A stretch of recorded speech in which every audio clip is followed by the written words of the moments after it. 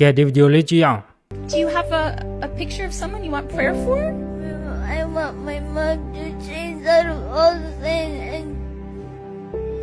she's in sin and I want her to be in heaven with me. And God is moving in power upon you, upon her right now because of your faith. Because with faith, nothing is impossible. And He's so proud of you right now to have this love for your mom and to have this faith. I break every curse off of her now.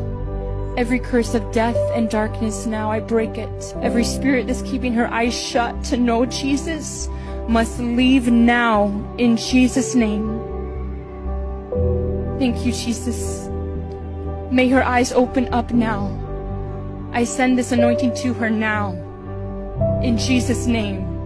ဒီကလေးကငယ်သေးတယ်ဆိုပေမဲ့သူရဲ့ယုံကြည်ခြင်းကတော့တော်တော်ပြင်းထန်တယ်ကျမ်းစာထဲမှာလည်းကျွန်တော်တို့တွေ့ရတယ်ရှင်မတဲ့အခန်းကြီး၈ကနေဖတ်မယ်ဆိုရင်တော့ကျွန်တော်တို့တမ္မိုးတယောက်ရဲ့ယုံကြည်ခြင်းကိုကျွန်တော်တို့တွေ့မြင်ရမှာဖြစ်တယ်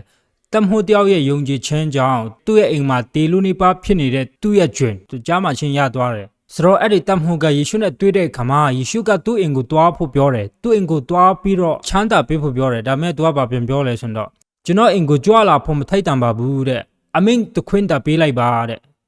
ဆိုတော့သူ့ရဲ့ယုံကြည်ခြင်းကြောင့်သူ့အိမ်မှာနေတဲ့သူ့အိမ်မှာတေလူနေပါဖြစ်နေတဲ့သူ့ရဲ့ဂျွင်ကြားမှာချင်းရသွားတယ်ဆိုတော့ကျွန်တော်ယုံကြည်တဲ့ဒီကလေးလေးလည်းသူ့ရဲ့ယုံကြည်ခြင်းအဖြစ်